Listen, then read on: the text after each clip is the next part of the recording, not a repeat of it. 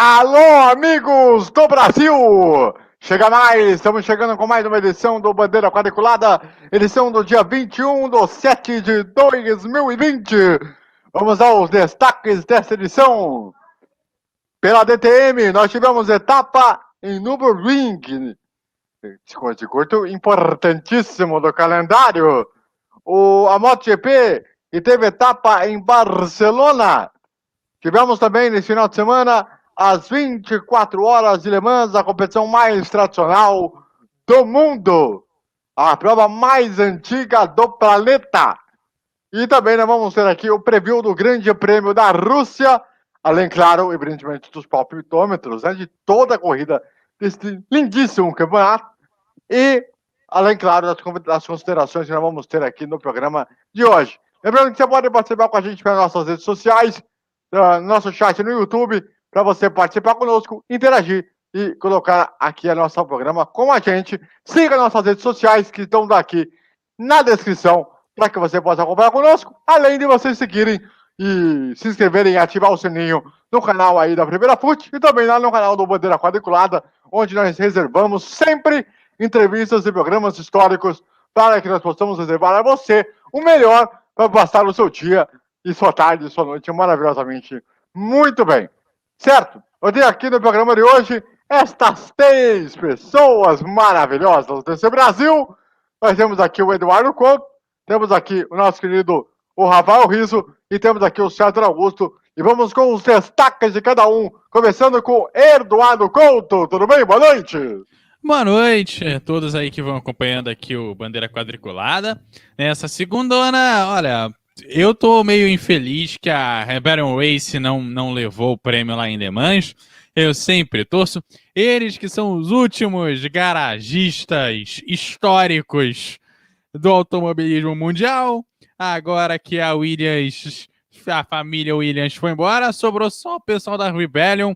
E o pessoal da Rebellion, apesar de ter completado lá com os 2 carros, não foi tão bem assim o fim de semana. Poderia ter sido melhor. Ano passado foi um bom ano para eles. Esse ano eles foram bem mais fracos.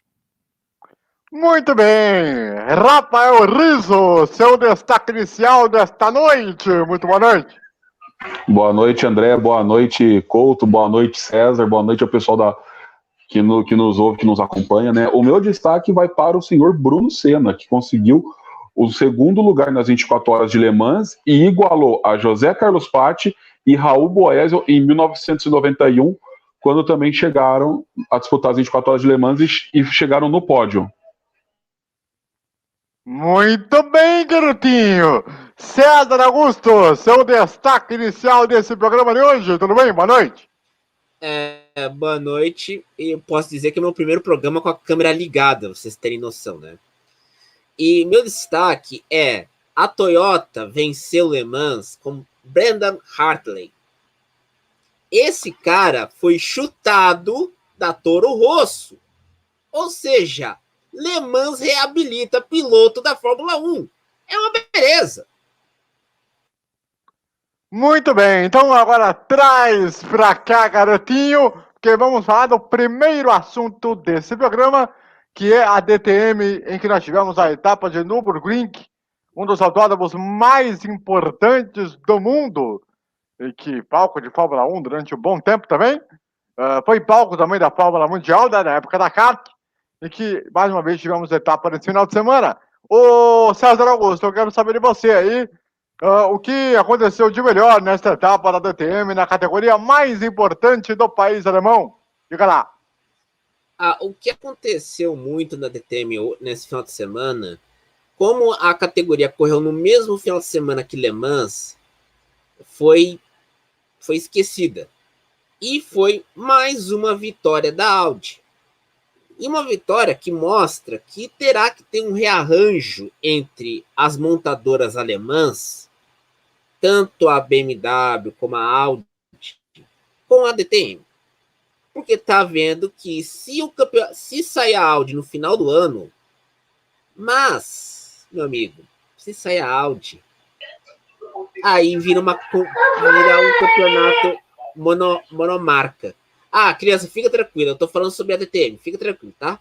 Fala aí, filha do Riso, Fica tranquila. Você vai ver o seu papai vendo a Machirus. Aí a gente vai vendo isso. E eu acho que a DTM, meus caros amigos do Bandeira Quadriculada, deveria repensar sobre a forma de gestão de ter apenas montadoras. É a mesma coisa a Supercars australiana e a Super GT japonesa. Então, meus amigos, por favor, valorizem as garagistas, como disse o Eduardo, falando sobre a Rebellion, que quase ganhou Le Mans. Agora, tem uma coisa, ô César, né? Nós temos um grid bem reduzido em relação aos últimos anos, por conta da saída das principais equipes, né? Não, a saída da Mercedes. A saída da Mercedes em 2018 e a saída da Aston Martin nesse ano. Não só sobrou a Audi, né? A Audi e a BMW. Então, e aí quando você perde um pouco da sua referência dessas duas equipes, perde um pouco também. Não sei se da qualidade do campeonato, mas da forma como deveria ser. Até porque a DTM... A forma como é disputada também a AVC, porque quando você tinha 3 montadoras, você tinha 3 equipes. A equipe da Audi, a equipe da Mercedes e a equipe da BMW. Nos anos 90, você tinha 5 montadoras. Incluía-se Alfa Romeo e Opel. Quando você tinha 5 montadoras, dava para fazer uma boa temporada. Só que o que aconteceu? Crise econômica, aquela história de você vencer no domingo e vender na segunda, não dá mais resultado. E isso a gente tem que mostrar que está afetando todas as categorias de Gran Turismo, com exceção da NASCAR. Por quê? No ano que vem, na Supercars, não terá a Holden, que era a marca da GM na Austrália. Aí, a Super GT ainda se mantém porque as montadoras têm seus circuitos próprios, têm seus financiamentos. E os programas são mais, vamos dizer assim, atualizados. Agora, a dúvida que fica é como você vai gerir, vamos dizer assim, categorias como a DTM e a Supercars com quase uma montadora. Vai ter que entrar uma outra montadora. Por exemplo, a WTCR, que era a antiga WTCC, vai ter a entrada da Renault, com o Renault Megane, aquele hatch. Vai entrar na TCR australiana e na WTCR mundial. Então, o caminho é você baratear os custos para permitir que novas montadoras entrem nas categorias de Gran Turismo e possam, vamos dizer assim, produzir bons resultados. Que é aquela história. Vença no domingo, venda na segunda. Vamos para o próximo assunto. Aquela situação também de como cada equipe pode se organizar melhor. E a DTM, para quem é mais novo aí, quem lembra da época do Edgar de Melo Filho sabe muito bem o quanto a DTM passou a ser conhecida aqui para nós, principalmente na época da TV Manchete. Então, você tem situações... E era na época... Era na época da Manchete com Alfa Romeo e Opel AVC. Exatamente. Dos anos 90. Exatamente. Então, eu recomendo aí vocês aí, molecada, que acompanham aí muito o YouTube e tudo mais e tal, recomendo vocês verem a grande jogada na época da TV Manchete, que era fabuloso, que eram uns compactos sensacionais de grandes pilotos que nós tínhamos naquela época, e que é uma categoria que deveria ser até muito mais divulgada até do que é hoje em dia, né? Hoje é o Band Sport, que é junto com a ESPN, os nem é a Band Sports, é totalmente no YouTube, em inglês e alemão. Então, e que é uma categoria que tem um carinho muito grande do público brasileiro, mas que infelizmente ela é muito esquecida do noticiário, até dos próprios programas de automotor, né? Só vocês olharem, vocês sabem, vocês percebem. Mas a VC... Mas a VC tem programa de automobilismo aqui no Brasil nas canais fechados? Só tem um. E olhe lá. Na verdade tem 2, né? Que é o Fox Nitro e o Supermotor. Aliás, um grande abraço ao Celso Miranda. Mas é aquilo. Né? Então tem muita repercussão, né? Esse que é o grande problema, né? Mas enfim, é aquele negócio. Umas horas a gente aprende a valorizar as outras categorias como deveria, né? Mas enfim. Traz pra cá, porque agora vamos falar da etapa da MotoGP. o Grande Prêmio de Barcelona, em que teve a vitória do Vinhares, em que Paul Espargaró estava na liderança da prova, acabou caindo 2 vezes, e a vitória caiu no colo do Vinhares, que anda na briga pelo título. Já Valentino Rossi acabou tendo um tombo e acabou abandonando a prova de maneira melancólica. Inclusive, o Valentino Rossi, depois da prova, ele admitiu que ele se considera um candidato fora do título da temporada. Impressionante o Vinhares se aproveitando para entrar na briga pelo título, o César. Mas, pelo outro lado, o quanto o Valentino Rossi se desanimou muito nessas últimas 2 corridas para cá. O que está acontecendo com esse Valentino? O que está acontecendo é que ele está vendo uma nova geração emergir. Estamos falando de Vinhares, Quartararo, você está falando Brad Binder, que esse piloto da KTM que é excelente. E não é só isso. Você está vendo que nesse ano, acreditem, a KTM venceu pela primeira vez com o Binder, que é um piloto sul-africano muito bom em Brno.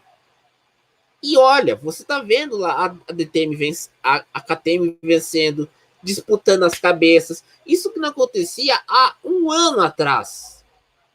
Então você percebe que muita coisa mudou. O Valentino já está falando, está querendo que o irmão dele entra na Moto 2 para ir ascender para a MotoGP. O Quartararo está correndo muito bem. O Vinhares está mostrando que foi um investimento acertado para ele ir para a Yamaha. A Honda está meio perdida por causa da saída do Marc Marquez. E não é só isso. Você tem também a notícia que o Andrea Dovizioso vai ser piloto de testes. Ele não tem futuro na Ducati. E olha que 2 anos atrás, o seu Dovizioso fez uma luta feroz pelo título contra o Marc Marquez. Muita coisa mudou. Aquela coisa também, né? Considerando uma geração aí, do final dos anos 80 pro final dos anos 90, é óbvio que vai ter muita gente boa que vai acabar saindo dessa bagaça, né? Não, mas o Valentino é o último dos moicanos. Ele tá lá desde 1997. Exatamente. Então, quer dizer, você tem uma molecada toda nova que tá vindo aí. Então é natural que você tenha alguns, vamos dizer assim, momentos que, né, para entrar num desânimo, você não vai ter aquela possibilidade de ser competitivo como era antes, o que é normal. Até porque o Pablo Valentino deveria ter aproveitado para ter saído da MotoGP para curtir outras coisas, né? Para poder... Não, eu acho que ele deveria ter antecipado a aposentadoria para, podemos dizer assim, organizar o programa de motos da MotoGP da Yamaha. Que o Lee Jarvis está pressionado há anos porque não consegue resultado. Então, e ele cobra muito. Saído. E ele cobra bastante. Não é só ele cobrar, mas você percebe também que ele faz tudo pela Yamaha. Eu acho que melhor a Yamaha vai ter no ano que vem a Petronas, a equipe que é hoje privada vai ser equipe oficial, e a Vistar, que é do Lee Jarvis e do Valentino, vai ser deixado de escanteio. A gente tem que organizar tudo para o ano que vem. A pandemia atrapalhou muito e, vamos dizer aqui, a pandemia, não teremos as etapas da Tailândia, México, Argentina e Estados Unidos. E aí tem muito se organizar. E ainda tem essa questão aqui no Brasil que o grupo Disney vai transmitir a MotoGP nos próximos anos. 6 anos, né? No contrato, esses 2 anos a Fox vai transmitir com exclusividade e depois os outros 4 consequentes vão ser colocados para a ESPN. Inclusive, hoje renovaram o contrato do senhor Vitor Martins. Conhece bem, ô César? Aquele? Aquele lá que você tem boas relações? Exatamente. É ele mesmo. Ele renovou o contrato com a ESPN por mais 3 anos. Mas pelo menos você sabe muito bem que eu sou do esquema Corsário Net, né? Só Sim. Vejo a ESPN quando tem algum jogo de Clemson ou do College Football no Watch ESPN em inglês, porque eu não vejo em português. Você sabe muito bem disso. Não é elitismo, é bom senso e eu tenho que aproveitar para aprender mais sobre o idioma de Trevor Lawrence. Aliás, é o pick de 2021, Rafael. É o pick número 1 do draft de 2021. Isso, exatamente. É o Sunshine que eles falam, né? Exatamente! Exatamente! Joga muito. Isso. E olha, as madeixas longas são excelentes. E só para eu fechar o assunto, fazer o seguinte: temos que fazer uma campanha para que o Edgar de Melo Filho seja empregado em outro lugar, né? Porque se ele for chutado pelo grupo Disney, pelo amor de Deus, é um absurdo, né? Não, mas eu acho difícil, André. Eu acho difícil. Pela experiência que ele tem em NASCAR, não só em NASCAR, mas como em todos os outros esportes a motor, todas as outras categorias. Cara, você tá jogando fora uma enciclopédia do automobilismo. Você tá jogando patrimônio nacional do automobilismo brasileiro. Você não pode deixar um cara desse de fora. Eu não sei se os senhores concordam comigo, mas não pode. E outra, a questão é que o problema é da saúde dele, né? Essa que é a questão, né? Diga, César. Eu concordo com o Rafael Rizzo diz, mas também tem outro emprego de outro amigo nosso que está ameaçado. Flávio Gomes. É verdade. É verdade. Não tô sabendo. Não me mantenho informado sobre essa. O Flávio Gomes, todo mundo sabe, ele não é bem visto dentro da ESPN por conta daquele episódio lá da Portuguesa, né? Acho que é do time dele, da Portuguesa. Exato, contra o Grêmio. Isso. Então, Twitter que ele soltou, não me lembro agora o que ele disse. Isso. Mas aí... ele xingou os gremistas de uma frase. Que não pode falar no ar aqui, né? Porque o horário não é o recomendado. É familiar. A gente pode falar que ele falou, mas ele foi no Twitter, xingou os gremistas, resultado, pediram a cabeça dele. Sim. E aí ele acabou saindo... Procurem lá pra saber o que aconteceu. E aí ele acabou saindo... Exato. E aí acabou saindo pela porta dos fundos, aí, tanto que não é muito bem visto lá dentro. Então, é muito provável que o Flávio Gomes não fique aí. Já temos o Luciano Calheiros, que não vai renovar contrato com o Fox. Ô, André, posso falar um negócio? Será que o Reginaldo iria para os canais Disney? Seria uma possibilidade? Eu não sei se ele iria por conta da incerteza. Essa que é a grande realidade. Por conta de que se comprar a Fórmula 1, tal, dependendo da situação... Aí é uma questão que a gente vai discutir isso mais pra frente, mas eu acho que dificilmente isso vai acontecer. Vai depender de uma série de fatores aí, mas vamos aguardar, vamos esperar pra ver. Bom, porque se for para os canais Disney a Fórmula 1 no fechado, há grandes chances. Se vai acontecer ou não, outra história. É outra parada. Bom, vamos agora mudar o assunto, vamos trazer pra cá, pra que a gente possa falar aqui sobre... a prova mais antiga do mundo. O AVC, rapidinho, antes de você entrar em Nemães, aproveitando que a gente está falando de TV, só para falar que hoje tem... Os Emmys continuam, né? Os Emmys são uma série de premiações e hoje tem premiação de melhor documentário e um dos que está concorrendo é sobre o basquetebol, Love e Basquete da HBO, que é um documentário maravilhoso, quem puder acessar. Love e Basquetebol, de Helena Deli, tá concorrendo, pode ser campeão. A cerimônia para documentário tá rolando na noite de hoje. The Last Dance também tá do Michael Jordan do Chicago Bulls. Eu falo isso porque eu jogo basquete há 20 anos também, né? Então... conheço bem, basquetebol foi um baita do documentário. Mas The Last Dance foi sensacional. Até porque a geração da NBA, da Bandeirantes, né? É uma coisa muito forte. Aliás, é uma questão que é importante depois a gente falar mais pra frente sobre a questão de televisão aí no futuro. Não, bom, e eu torço que ganhe um documentário esportivo, porque além dos documentários da ESPN e da HBO, tem a Netflix também. Exatamente. Aliás, os documentários esportivos estão crescendo bastante. Não, acho que quem tem ESPN, no Watch ESPN, o ESPN App, você acha o 30 for 30, que é o 30x30. Esses documentários 30x30 são muito bons. Para quem gosta de futebol, basquete, futebol americano, college, você assiste esses documentários, você adora. Exatamente. Agora, vamos para lá. Le Mans. Vamos lá, traz pra cá, garotinho, que agora é o seguinte. Nós vamos falar aqui das 24 horas de Le Mans, a etapa mais importante do calendário mundial, que era para ter acontecido lá atrás, lá em meados de março. Não, no segundo final de semana de junho. Isso. Junho. Isso. Ele após as 500 milhas e após o GP de Mônaco. Isso, da tríplice coroa do automobilismo mundial. Isso, muito obrigado. Então, o que acontece? Nós tivemos aí, nessa data atípica, desse mês de setembro, para que termos aí uma excelente questão de prova. E a Toyota, é óbvio, dominou, né, para variar, né, com resultados excelentes, como já vinha acontecido no ano passado.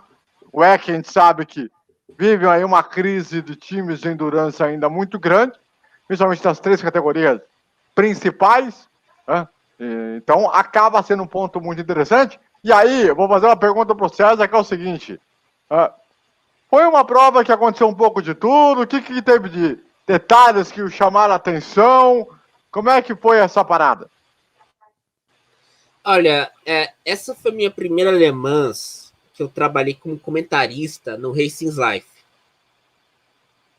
Que a gente eu fiz o primeiro stint naquela oportunidade no horário da tarde, e eu fiz o horário das 10h30 da manhã, das 10h30 da noite até as 2h30 da manhã. O que me chamou muita atenção era o fato que as Ferraris, olha a ironia, as Ferraris 488 GTO sempre davam problema no meio da noite.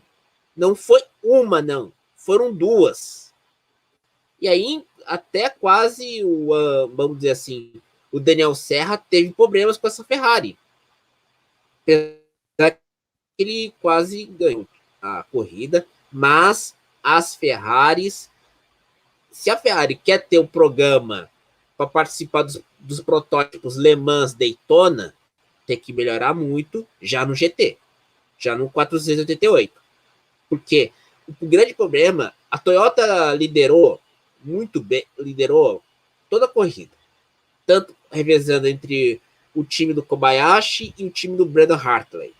2 pilotos da Fórmula 1 que não foram bem aproveitados. Teve o Boemi também, né, o César?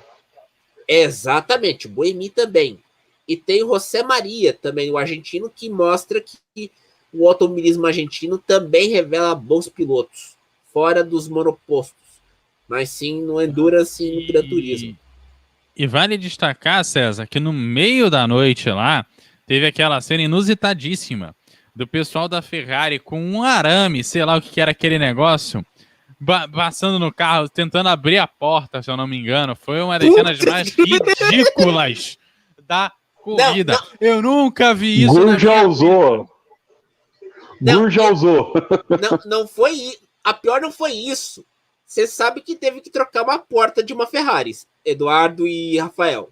Você sabe como que foi feito o reparo? Sim. Não, essa parte eu não vi. Com Durex. Uma fita crepe vermelha, socando lá na porta para fazer reparo. Não, eu tinha uma solução para aquele carro. Sabe aqueles coisa de bombeiro que você parar lá os negócios? Resolvi em 2 tempos. Os caras lá, meia hora, 40. Falei, resolve. Então, vamos deixar a dica para os usuários que tenham suas Ferraris, né, em casa convencionais. Aos ouvintes nossos, aos que estão nos acompanhando. Se a sua Ferrari teve problema, relaxa. Põe um Durex lá. Se num carro de GT deu certo, por que no seu carro não vai dar? E segue a vida. E não desvaloriza o preço da Ferrari. Isso que exatamente. Mantém a originalidade do produto. Porque você não vai colocar uma porta paralela. E sem contar que não é nem um pouquinho caro. barato, né, na verdade. Não, qualquer carro velho você acha. Né? Tipo, um carro daquele ali, Olha, um carro daquele ali tem um valor de o que, mais ou menos? Por alto. 1 milhão. Olha, eu não. Não, o milhão. que correu em Le Mans? Não, mais. Eu acho que deve ter uns 2, 3 milhões. 4, né? Por aí. Aí você faz toda a preparação desse carro para uma prova de endurance. O que você vai gastar nele por cima é de 9 a 13 milhões. A gente tá falando em euro, tá? Sim. A gente tá falando em euro. Faz isso vezes 6. Rapaz, não é pouca grana não, viu? Vou parar pra você, hein? E quanto são Durex que você paga no mercado? R$5? Resolveu o problema. Então, agora... vai um Durex vermelho, Durex vermelhinho. Não, Durex vermelho é mais caro, porque é personalizado, é um pouquinho mais caro, não é tão... Você vai pagar o quê? 10 reais? Pelo amor de Deus. 10 reais. Agora, o Eduardo, eu vou fazer uma pergunta para você, que é o seguinte, né? 2 pontos que é muito importante. O Brasil, de novo, se dando bem no Endurance, com o Bruno Senna chegando em segundo lugar. Já tivemos no ano anterior uma vitória brasileira em Le Mans. Já tivemos um resultado muito bons também no Endurance.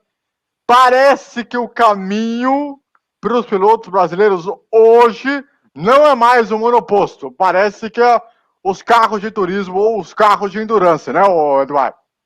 É verdade. Você acho que mudou isso. Tem o André Negrão, que também foi bem, ficou na 7ª colocação. Foi o terceiro colocado, ou quarto colocado. Não, foi terceiro colocado, que ele foi pro pódio, então foi terceiro. Colocado no LPM2. Então, ou seja, tivemos 2 brasileiros no pódio nas 2 categorias principais. Os brasileiros têm se mostrado competitivos, têm entrado em carros bons e dividindo espaço com grandes nomes do automobilismo, que é importante. Lembrando que nessas corridas de endurance, uma das coisas mais importantes é a troca dos pilotos. Não adianta só um piloto ser bom se o time não for bom, então você troca a informação do carro. Então, muitos pilotos brasileiros vão para lá com um know-how que alguns pilotos estrangeiros não têm, que é conhecimento do carro. Muitos brasileiros têm conhecimento técnico do carro e sabem se comunicar com as equipes, apontando onde está o problema, onde está a falha, onde tem que melhorar, onde que precisa se resolver e como resolver a coisa. E muitos brasileiros podem não ter o braço de um bom piloto, mas tem uma coisa essencial no Endurance, que é dizer, o problema tá aqui, resolve assim. Sabe? É um piloto... É o conhecimento do carro, você fala. Eles têm um conhecimento do carro. O Senna, o Senna, nosso velho clássico, era um cara que ia ao autódromo. Isso é verdade. Uma vez ele teve que ser substituído pelo piloto de testes por conta de uma batida. Ele foi lá ver o que o pessoal tava fazendo no carro dele. Ele não foi para casa ficar bebendo, fazendo... Ele foi lá ver como é que tava mexendo no carro dele. Ô, Du, você sabe como é que o pessoal da Honda chamava o Senna? De samurai. Porque ele se doía, se dava preço pelo carro e os engenheiros não acreditavam. Ele começava a olhar a telemetria e falava, aqui a gente pode melhorar 2 décimos, aqui 3 décimos. Os japoneses ficavam malucos com eles, de tanta informação que ele tinha sobre o carro. Eu lembro de uma história que o Galvão Bueno falou, que eles foram jantar uma vez, o Galvão teve que esconder os papéis da telemetria debaixo do pano da mesa, para ele não ficar vendo, para ele poder comer. Entendeu? E sobre os pilotos brasileiros, eu queria fazer um breve comentário. Hoje, a gente tem bons pilotos a caminho da Fórmula 1, que é o Felipe Drogovic, Pietro Fittipaldi, o Sérgio Sete Câmara, que é piloto da Red Bull de testes já, o Enzo, que já está também indo para a Fórmula 2, mas a gente está vendo o Bruno Senna muito bem já nas provas de Endurance, e já não é de hoje, o Daniel Serra também. Antigamente, o Raul Boesel, antes de ter a sua fama na Indy, ele ia muito bem nas provas de GT. e ninguém lembra disso. Então, porque hoje nós brasileiros, a gente olha muito a Fórmula 1, claro, é a principal categoria do automobilismo mundial, fato, mas por que não olhar para essas provas de GT, de endurance, que é onde o piloto brasileiro está se destacando, sim, por além de apontar os erros, ele também mantém o nível de competitividade dos carros nas provas. Então nós acho que deveríamos olhar, não só nós aqui, mas os brasileiros, com carinho para isso também. Porque um brasileiro vencer a prova das 24 horas de Le Mans seria algo também inacreditável. Assim como o Senna ganhou em Mônaco, assim como o Emerson, o Elinho e o Tony ganharam nas 500 milhas, é o que falta pra gente hoje. Uma vitória na principal categoria de endurance do planeta. Eu faria uma observação. Tem um piloto brasileiro na INSA muito bom, que é o Pipo Derani. Que era outro que estava de monoposto e que veio para o Endurance, porque não tinha mais mercado para acontecer, né? Isso é um fato interessante. Agora, eu estou até curioso, né? Então, temos um campeão da Indy, do brasileiro, desde 2004, com o Tony. Não temos um campeão da Fórmula 1 desde Senna, 91. 91. E não temos um brasileiro campeão. Deixa eu ver aonde agora. Que falta. Na MotoGP. Na MotoGP. É verdade. Então, tá faltando acontecer essas coisas, né? Pra gente voltar de novo ao lugar do centro do automobilismo. Porque senão. Eu não sei. Desculpa até te cortar, André. Eu não sei vocês, mas eu ontem torci demais pro Bruno Senna vencer a prova. Porque eu acho que seria a cereja do bolo da tríplice coroa nossa dos brasileiros. Eu não sei vocês, mas é o que tá faltando, é isso.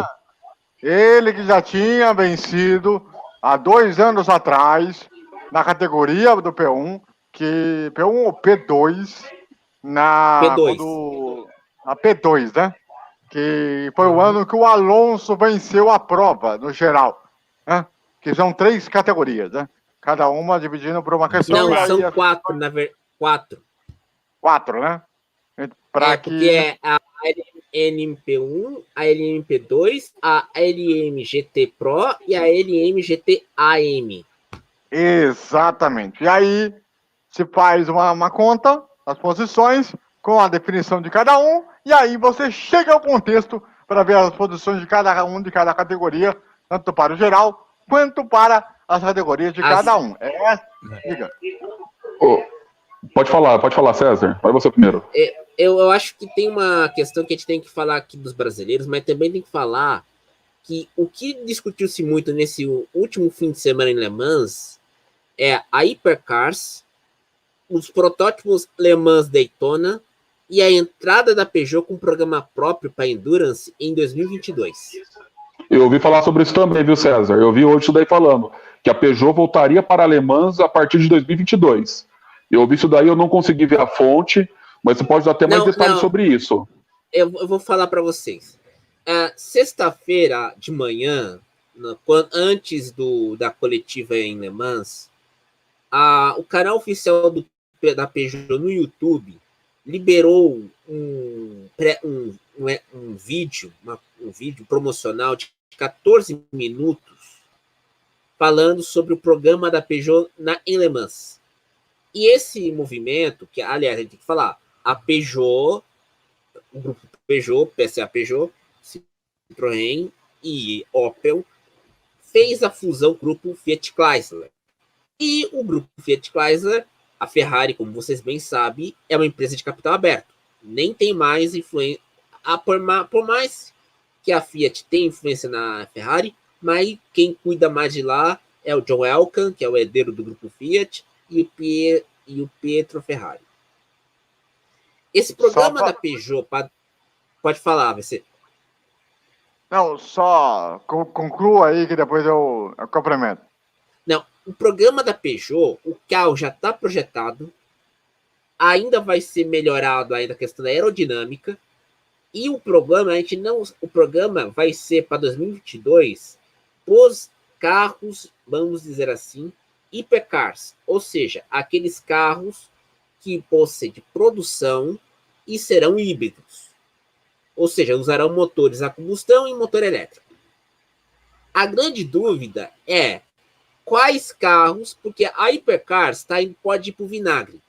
Mas a LMD, que é os protótipos para Le Mans e Daytona, que aí incluímos INSA e WEC, pode ter um bom impulso, porque o custo é menor do que desenvolver um carro híbrido, e as montadoras estão vendo o caso da Toyota. A Toyota não tem projeto para Hypercars até agora. Só acho que o máximo que tem é o Supra. Mas o Supra é para Super GT japonesa. Não tem ainda o carro para disputar para Endurance. A BMW está confusa ainda sobre se vai manter um programa de esportes para carros híbridos, porque ela quer focar nos carros elétricos, na Fórmula E. Mesma coisa a Porsche e a Mercedes. Então... E vale ressaltar o caso da Nissan, de alguns anos atrás. Se eu não me engano, 2016 ela tentou correr na categoria principal de Le Mans, trouxe até jogadores de videogame na época, pessoal que trabalhava lá nos simuladores, corriam até muito bem nos simuladores, eram grandes profissionais de simuladores, não deu certo, durou 2, 3, acabou, não tá mais lá, eles pediram para sair, então não adianta você ter um projeto em corrida, 2, 3 anos, você ficar ali numa categoria 2, 3 anos, é pouquíssimo tempo. Você precisa pensar a coisa que você fique 5, 10 anos, sabe? Uhum. Outra Pode coisa, falar, Rafael. eu não sei se vocês estavam lembrados, mas se eu não me engano, das últimas vezes que a Peugeot participou das 24 horas de Le Mans, um dos pilotos era o Jacques Villeneuve. Ou seja, se a Peugeot tivesse ganho em Le Mans com o Jacques Villeneuve, o Jacques Villeneuve teria a tríplice coroa, porque ele venceu em Mônaco, venceu as 500 milhas em 95 com o Christian Fittipaldi chegando em segundo e venceria em Le Mans. Vale lembrar isso. Só que o ano que o Villeneuve estava em Le Mans, os 3 carros da Peugeot saíram da corrida por causa de problemas no motor. O carro foi mal projetado. Exatamente. E com detalhe, nós deveríamos ter um terceiro brasileiro aí, que era o Rubinho, né? Só que como o Rubinho tem compromissos com a Stock, correu agora na prova da Argentina. Aliás, uma prova polêmica. Como é que é o nome? Super TC 2000. Então, você deve ter visto as imagens, né? Que foi um pouco polêmico, digamos de passagem, porque jogaram ele pra fora da pista, né? Que foi um negócio absurdo, né? Tá de brincadeira. É um negócio que eu fico... Vou colocar aqui um detalhe, você falando dessa coisa de jogar pra fora da pista, só pra gente não fugir também muito do tema. Puta que pariu, tem um negócio que todo ano acontece em Le Mans que eu fico puto. O cara vai lá, é contratado e fala assim pra ele: meu querido, você vai correr uma corrida de 24 horas. Beleza. Uhum. O cara esquece dessa porra na segunda curva e quase que acaba com o carro. Mano, pra que ano passado teve gente que saiu, o cara não terminou, não fez a primeira curva, o cara. Mano, eu não entendo esses caras. Não, e sem contar o seguinte, quando chega aquele momento que a equipe fecha a porta lá da garagem, não é aquela portinha lá da Ferrari, não. Fecha a porta, é fim de prova, sem manutenção, sem nada. Sem o Durex. Sem Durex. Aliás, teve um piloto em Le Mans que foi suspenso. A equipe do Jack Chan foi desclassificada porque o piloto, em vez de falar pelo rádio, usou o WhatsApp. Era para ter falado no rádio, mas não. É verdade, É o Pardo. Mano, essa daí eu vi. Tava de noite, eu tava assistindo um jogo da NBA, Celtics e Miami. Aí o pessoal falou, informações aqui de Le Mans, aqui, porque agora os canais dizem que estão fazendo essa troca de informação, falou, um carro desclassificado em Le Mans. Aí era a equipe do Jack Chan. Eu pensei, como que o cara conseguiu mexer no WhatsApp mais de 300 por hora? Não, o carro tava em acidente, tava avariado, tava na Mussani, tava lá encostado no guarda-rei, teve uma pane elétrica, e o caboclo, em vez de falar com o rádio, pegou o WhatsApp, mandou a mensagem lá pro pessoal da equipe para mandar a peça para trocar. Pô, A filha do Riso tá até concordando comigo nesse momento. Tá fico aqui pensando, concordando, viu? Eu vou Ô, falar uma André, coisa pra você. rapidinho aqui. Vocês ouviram um barulho dela que era pra estar dormindo, viu? E não tá. Então vocês ouviram aí, ó. Ela tá aqui pra lá e pra cá hoje, viu? Então, tô ligado, tô ligado. Ó, e vou falar uma coisa pra você. O Jack Chan não deve estar nem um pouco contente, né? Pô, vamos falar a real, Contente pô. tá eu. Ah, Contente tá eu.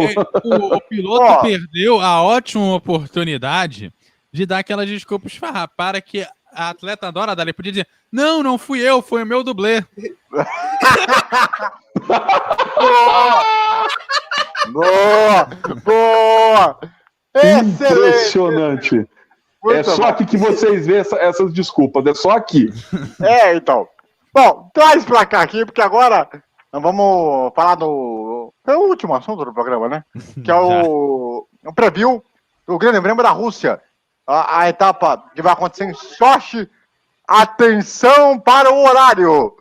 8h10 da manhã no domingo. Ó, que horário maravilhoso, Brasil! Imagine você sai de balada, não tá de boa. Agora não pode mais, né? Por conta da pandemia. Sai né? da bala coronavírus. Nem vai pra igreja na missa das 8. Nem vai pra igreja. Não, Vai ter que ir à pior tarde, esse vai ter que ir GP à da tarde, vai Fórmula- ter que ir no culto da tarde. Não, e Então. pior que esse GP da Rússia vai concorrer com a Peppa Pig nesse horário. É, Imagina então. concorrer com o horário infantil. Então. não, Sem olha, Ainda contar- bem que a minha filha assiste marcha, viu? Aí, outra, Esse sem É a contar que, pergunta Que é russo, é um desenho Peraí, russo ainda. ABC. sem contar que o Grande Não, Prêmio é a da pergunta- Rússia. Sem contar que o Grande Prêmio da Rússia ele é considerado um dos GPs mais sonolentos da história de toda a categoria. Você tá louco? Não tem um ponto de ultrapassagem. É uma pista que aí. Ah, Não fale isso, não fale isso. Agora você arrumou Não briga. fale isso. Não, Agora fale- você arrumou briga. Veja Vídeo bem, views, veja bem. Ele tem ponto de ultrapassagem. Não Ah. fale isso. Tem. Veja, ele é no Parque Olímpico, um lugar onde tem muitas ultrapassagens. Por exemplo, ali, tem ponto de ultrapassagem, por exemplo, dentro do ringue de patinação e velocidade. Não diga que o circuito não tem ponto de ultrapassagem. É Foi você que não está enxergando o ponto de ultrapassagem. Não, e tem um estádio olímpico de Sochi também, aonde foi feita a cerimônia das aberturas das Olimpíadas de Inverno, e foi uma das sedes da Copa do Mundo, aonde o Cristiano Ronaldo fez 3 gols contra a Espanha, sendo que o terceiro gol foi um golaço que ele mandou a bola na gaveta. Então você não fala que tem emoção no GP da Rússia, tem sim. Tem emoção em Sochi. Tem outra observação também. O GP da Rússia é o único GP que o chefe de Estado, o presidente, o manda-chuva, vai no pódio. Você não pode falar essa heresia perto do senhor Putin. é verdade, Ah. é verdade. Aliás, essa prova aí vai ser a primeira vez que nós vamos ter corrida com público acima de 30%. Porque na Toscana só foi liberado para os membros do Clube Ferrari, tá? Só para deixar bem lembrado. Era o 1000º GP da Ferrari, a Ferrari lá, né, o pessoal, a organização da prova se mobilizou, falou que os membros do Clube Ferrari poderia estar no autódromo dentro das suas prevenções referente à pandemia. E só poder... Pode falar, André. E nessas 3 provas que nós vamos ter agora, vamos ter público. Alguns com 15%, outros acima de 30%. E outros com 100% na Turquia. Não, a Turquia quer receber 144 mil pessoas. Os caras estão loucos. É de Ô, André, você quer brincadeira. saber da última? Porque Já estão vendendo ingresso, viu? Porque a Turquia... Já estão vendendo ingresso. E na Emília-Romagna parece que é só com 30%, que é em Imola. Mas na Turquia, eu vi hoje, eu preciso constar a informação, depois eu passo para vocês, falaram que já começaram a venda de ingressos para o Grande Prêmio e colocaram esse negócio aí que você falou aí, 144 mil. Eu não quero ver o que vai acontecer. Fala, Eduardo. Pode falar. A Turquia, vocês vão lembrar, é um lugar pioneiro no mundo, um lugar de conexão entre pessoas, é um lugar importantíssimo. Vocês vão lembrar que ali a Turquia é a véia Constantinopla, então é um lugar de conexão do mundo. Então ele precisa espalhar as coisas pelo mundo. Antigo Não, Império Otomano também. O Não é só Ocidente e isso. o Oriente permaneçam conectados. Era Os capital do mesmos Império. Mas era pra levar o pé da letra? Mas era pra levar o pé da letra? Não tô sabendo? Não. Deixa eu fazer uma observação. A Turquia era o antigo Império Sacro-Romano do Oriente. Antes da cisão do Império Romano, Verdade. entre o Ocidente e o Oriente. Aí virou Bom. Império Otomano. Olha essa Bom. aula de história, senhores. E beleza, hein? A literatura é um negócio maravilhoso nesse programa. Olha, é o seguinte, aproveitando para falar dessa prova, vou pedir para o Eduardo para ele dar a opinião dele do que ele espera para essa prova, principalmente porque, além do fato da coisa não ter nenhum ponto de ultrapassagem, há um ponto de vista diferente, dependendo de quem está comandando o país, né? Porque eles estão criando a vacina lá, vai saber o que vai acontecer com o mundo daqui a 6 meses. Né? O Putin vai dar pros 3 primeiros as doses iniciais. Opa, com toda certeza. Ele quer fazer propaganda, o Putin. Você sabe como Mas que é o homem. Mas, Eduardo, quero saber a sua expectativa para essa prova aí, principalmente pelo fato de que o Hamilton, se ele vencer essa prova agora, ele praticamente fica com o campeonato muito na mão. Olha, a minha primeira expectativa é não perder a hora para a corrida. A minha expectativa número 1. Porque 8 e 10 da manhã é também. importante. Essa a minha também. Então somos Uma hora 3. mais cedo que a gente está 3. acostumado. Né? E a segunda coisa é que a minha expectativa é o de sempre. Hamilton na frente, Bottas ali no pódio, mas agora, meu querido, se vai ser segundo ou terceiro lugar, tá difícil. E se vacilar, vai para a 4ª colocação, porque eu acho que a gente tem gente importante ali para chegar. Eu espero, continuo torcendo pela proeza da Ferrari ficar no Q1. Ainda espero essa proeza, mas eu acredito que pelo menos um carro vai passar para o Q3, para nossa tristeza. Exatamente. Ô, meu caro César, a sua expectativa em relação para essa prova aí, que todo mundo sabe, né? Como o fato de não ter ponto de ultrapassagem, praticamente quase nenhum.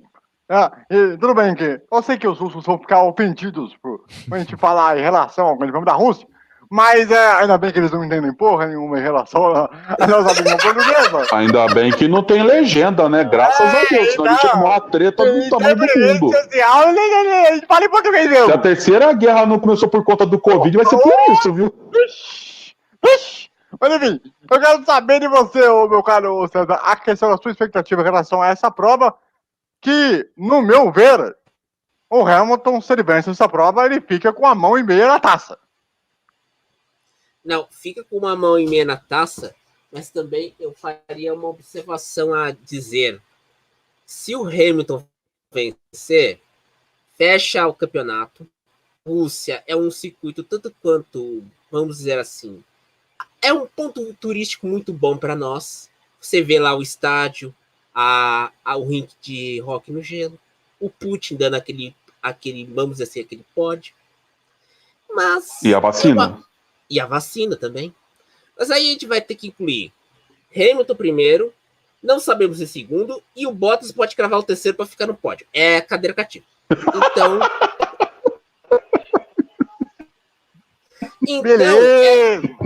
Então a gente tem que fazer uma opção honrosa. Se a Red Bull fazer um bom carro nesse GP da Rússia, vamos agradecer, porque esse motor Honda só tá ferrando a vida do Verstappen.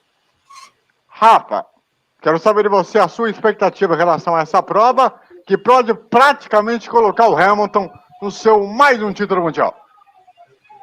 Ué, mas não terminou ainda? Pra mim, porque essa prova, ela tem um significado muito importante.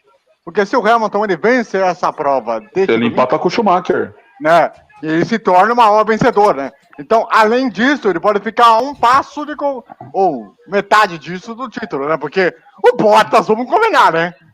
Não é candidato a título. Ô, André, posso fazer uma opinião? Eu vi o Ed Jordan falando isso. deu um carro igual o do Bottas ao Verstappen. Eu queria ver se esse campeonato não estava ponto a ponto com o Hamilton. Não, Eu não sei se os senhores concordam com essa opinião, mas eu assinei embaixo. Eu acho que o Ed Jordan, quando abre a boca, é uma maravilha. Ele tá certo. E eu faria uma observação sobre o horário da corrida. O GP da Rússia vai começar no mesmo horário da Macho e o Urso. Então, o seu Rafael Rizzo... Que é um desenho russo, tá? Vê a Macho e o Urso. É um desenho russo. Vê a Macho é um desenho russo. E vê você lá assistindo a corrida, vai chegar pra você e falar: papai, quero ver a Macho e o Urso. Eu quero ver o urso se ferrar. Eu quero ver o urso lá, pô. Vai, papai, deixa eu ver o celular. Vem ver a Macho e o Urso. Então, meus amigos, você sabe que o horário ele vai ser barato. Não é um horário. Eu acho que eu vou dar mais risada com a Macho e o Urso do que com a Ferrari se arrastando pelo pelotão, né? Com certeza. Eu acho que eu vou dar uma risada com o Urso. Claro, com certeza. Aliás, uma observação. A nossa coruja. Aliás, uma observação para fazer aqui. Como o Kleber será o narrador da prova, ele mais uma vez fará a história dentro da categoria. Porque ele narrou a vitória importante no Senna contra o Mansell em Mônaco, 92. 92. Depois ele fez aquela narração icônica, histórica, de 2002 na Áustria. 10 anos depois. Exatamente. E agora, por conta que o Everaldo Marques está com a NBA, ele vai ter a oportunidade de, mais uma vez, entrar para a história. Isso é, né, Hamilton? Não estou zicando você, viu? Não, mas Zica, para ter graça pro campeonato. Ele vai bater na primeira curva. Vamos zicar. Tem que ter emoção. Você imagina o pessoal correndo naquele oval, aquele anel externo do Bahrein já com todo decidido? Não tem graça, André. Eu não tenho nada contra o Hamilton. Longe disso. Nem um pouco. Mas eu acho que a situação aí do Hamilton ele é considerável. Não, é muito favorável. É muito favorável para ele, né? Mesmo. A gente sabe que ele é o virtual campeão, a não ser que aconteça uma catástrofe pior do que em 2007, quando ele tinha o título nas mãos e enfiou naquele lugar onde o horário não permite falar, mas segue o jogo, né? Mas assim, eu vou ser sincero para vocês. Se ele bater no ponto A, pra ter graça, gente. Não dá mais. Não dá. E eu gostaria muito que o Verstappen tivesse um carro igual ao dele para poder ver se não estaria ponto a ponto. É igual o seu Barriga, quando ele chega lá para pedir pro vizinho, filho, vem cá, você está me devendo, me pague. Eu sou Madruga, né? Eu sou Madruga. O seu Madruga, é verdade. É Madruga, pô, pelo amor de Deus. Só porque o Chaves saiu do ar, você vai lembrar o nome do cara? Tá de brincadeira com a minha cara, seu André. Então vamos lá. Vamos fazer o seguinte aqui agora. Vamos fazer o palpitômetro até pro nosso Eduardo fazer aí a anotação. Até pra gente aqui pegar no programa da semana que vem. Pra gente mostrar quem acertou. Pra gente mostrar quem acertou.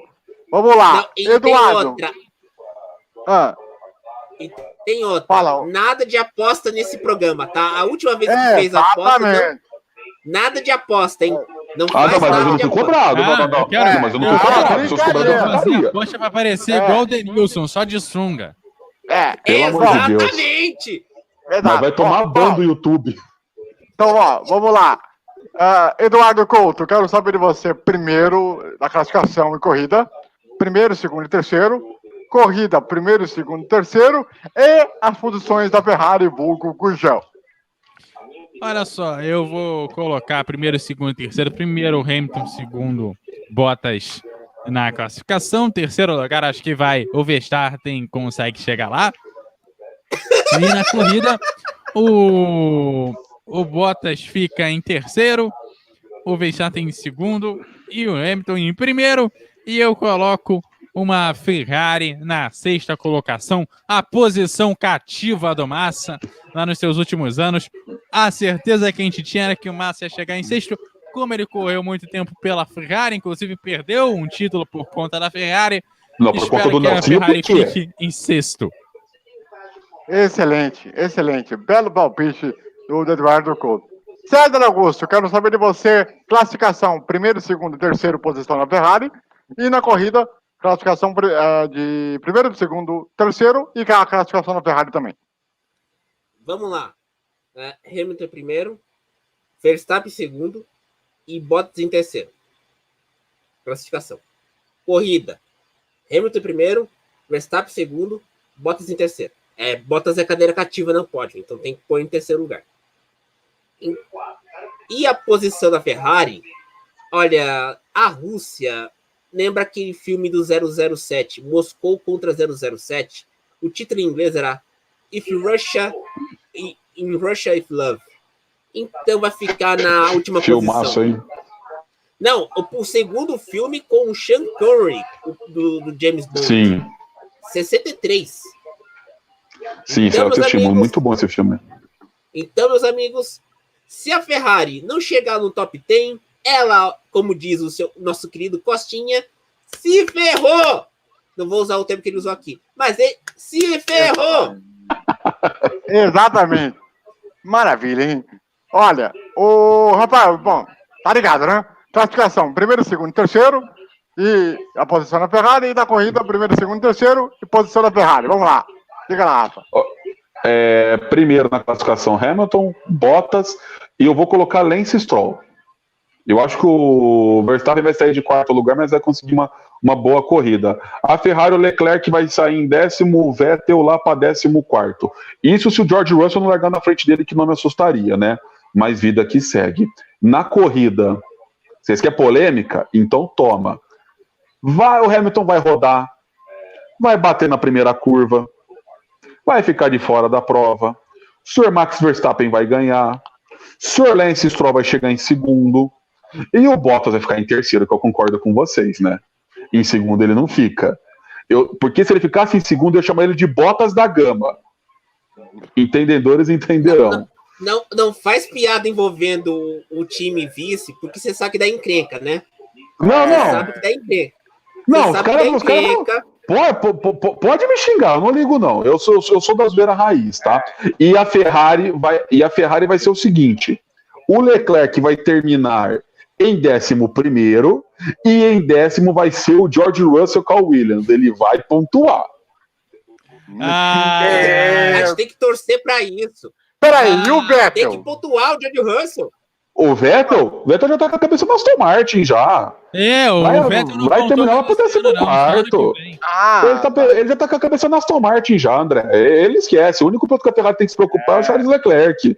Bom, enfim, vamos então aí com as considerações finais de cada um. Eduardo Couto, vamos lá, sua consideração final.